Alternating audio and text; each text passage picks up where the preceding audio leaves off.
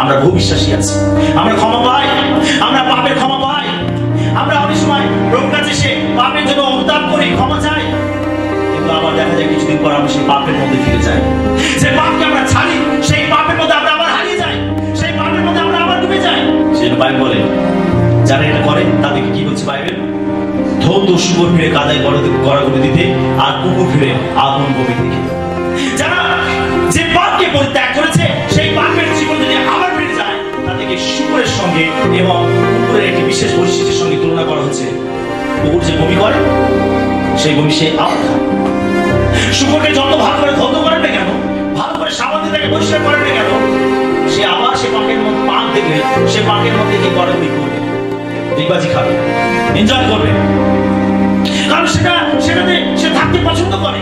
আমাদের অনেকের জীবন এরকম হয়ে যায়, অনেক বিশ্বাসী জীবন এরকম হয়ে যায়। আমরা যে পাপকে ছাড়ি, যে ব্যভিচারকে ছাড়ি, যে নেশাকে ছাড়ি, আমরা যে মদ অভ্যাসকে ছাড়ি, যে মদ সঙ্গকে ছাড়ি, যে মন্দ কাজকর্মকে ছাড়ি, আমরা যখন ঈশ্বরে ফিরে আসি, আমরা ঈশ্বরের বাক্য শুনি, আমরা চেতনা পাই, আমরা ক্ষমা চাই, আমরা প্রভুর কাছে প্রতিজ্ঞা করি যে প্রভু এই পাপ আমি আর করবো না, আমি আজকের এখানে এই পাপকে পরিত্যাগ করছি।